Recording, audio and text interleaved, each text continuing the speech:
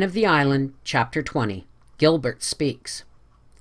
"This has been a dull, prosy day," yawned Phil, stretching herself idly on the sofa, having previously disposed of two exceedingly indignant cats.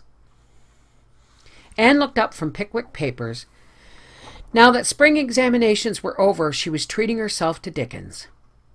"It has been a prosy day for us," she said thoughtfully. "But to some people it has been a wonderful day. Someone has been rapturously happy in it. Perhaps a great deed has been done somewhere today, or a great poem written, or a great man born, and some heart has been broken, Phil." "Why did you spoil your pretty thought by tagging that last sentence on, honey?" grumbled Phil. "I don't like to think of broken hearts or anything unpleasant." "Do you think you'll be able to shirk unpleasant things all your life, Phil?" "Dear me, no. Am I not up against them now? You don't call Alec and Alonzo pleasant things, do you, when they simply plague my life out?" "You've never taken anything seriously, Phil." "Why should I? There are enough folks who do. The world needs people like me, Anne, just to amuse it. It would be a terrible place if everybody were intellectual and serious and in deep, deadly earnest. My mission, as Joshua Allen says, to charm and allure. Confess now, hasn't life at Patty's Place been really much brighter and pleasanter this past winter because I've been here to leaven you?" "Yes, it has," owned Anne. "And you all love me, even Aunt Jamesina, who thinks I'm stark mad. So why should I try to be different? Oh dear, I'm so sleepy. I was awake until 1 last night reading a harrowing ghost story. I read it in bed, and after I finished it, do you suppose I could get out of bed to put the light out? No. And if Stella had not fortunately come in late, that lamp would have burned good and bright till morning. When I heard Stella, I called her in, explained my predicament, and got her to put the light out. If I had got out myself to do it, I knew something would grab me by the feet when I was getting in again. By the way, Anne, has Aunt Jamesina decided what to do this summer?" "Yes, she's going to stay here. I know she's doing it for the sake of those blessed cats, although she says it's too much trouble to open her own house, and she hates visiting." "What are you reading?" "Pickwick." "That's a book that always makes me hungry," said Phil. "There's so much good eating in it. The characters seem always to be reveling on ham and eggs and milk punch. I generally go on a cupboard rummage after reading Pickwick. The mere thought reminds me that I'm starving. Is there any tidbit in the pantry, Queen Anne?" "I made a lemon pie this morning. You may have a piece of it." Phil dashed out to the pantry, and Anne betook herself to the orchard in company with Rusty. It was a moist, pleasantly odorous night in early spring. The snow was not quite all gone from the park. A little dingy bank of it yet lay under the pines of the harbour road, screened from the influence of the April suns. It kept the harbour road muddy and chilled the evening air, but grass was growing green in sheltered spots. And Gilbert had found some pale, sweet arbutus in the hidden corner. He came up from the park, his hands full of it. Anne was sitting on the big grey boulder in the orchard looking at the poem of a bare birchen bough, hanging against the pale red sunset with the very perfection of grace. She was building a castle in the air, a wondrous mansion whose starlit courts and stately halls were steeped in Araby's perfume, and where she reigned queen in chatelaine. She frowned when she saw Gilbert coming through the orchard. Of late she had managed not to be left alone with Gilbert, but he had caught her fairly now, and even Rusty had deserted her. Gilbert sat down beside her on the boulder and held out his mayflowers. "Don't these remind you of home and our old school-day picnics, Anne?" Anne took them and buried her face in them. "I'm in Mr. Silas Sloane's barrens this very minute," she said rapturously. "I suppose you'll be there in reality in a few days." "No, not for a fortnight. I'm going to visit with Phil in Bolingbroke before I go home. You'll be in Avonlea before I will." "No, I shall not be in Avonlea at all this summer, Anne. I've been offered a job in the Daily News office, and I'm going to take it." "Oh," said Anne vaguely. She wondered what a whole Avonlea summer would be like without Gilbert. Somehow she did not like the prospect. "Well," she concluded flatly, "it's a good thing for you, of course."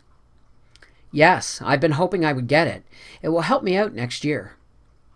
You mustn't work too hard, said Anne, without a very clear idea of what she was saying. She wished desperately that Phil would come out. You've studied very constantly this winter. Isn't this a delightful evening? Do you know, I found a cluster of white violets under that old twisted tree over there today. I felt as if I discovered a gold mine. You're always discovering gold mines, said Gilbert almost absently. Let us go see if we can find some more, suggested Anne eagerly. I'll call Phil and... Never mind Phil and the violets just now, Anne, said Gilbert quietly, taking her hand in a clasp from which she could not free. There is something I want to say to you. Oh, don't say it, cried Anne pleadingly. Don't, please, Gilbert. I must. Things can't go on like this any longer, Anne. I love you. You know I do. I can't tell you how much. Will you promise me someday that you'll be my wife? I can't, said Anne miserably. Oh, Gilbert, you've spoiled everything. Don't you care for me at all, Anne? Gilbert asked after a very dreadful pause, during which Anne had not dared to look up. Not in that way, Gilbert. I do care a great deal for you as a friend, but I don't love you, Gilbert. But can't you give me some hope that you will, yet? No, I can't, exclaimed Anne desperately. I never can love you in that way, Gilbert. You must never speak of this to me again. There was another pause, so long and so dreadful that Anne was driven at last to look up. Gilbert's face was white to the lips, and his eyes... But Anne shuddered and looked away. There was nothing romantic about this. Must proposals be either grotesque or horrible? Could she ever forget Gilbert's face? Is there anybody else? He asked in a low voice. No, said Anne eagerly. I just don't care for anyone like that. And I like you better than anybody else in the world, Gilbert. And we must go on being friends, Gilbert. Gilbert gave a bitter laugh. Friends? Your friendship can't satisfy me, Anne. I want your love. And you tell me I can never have that. I'm sorry. Forgive me, Gilbert, was all Anne could say. Where, oh where, were all the gracious and graceful speeches wherewith, in imagination, she had wont to dismiss rejected suitors? Gilbert released her hand gently.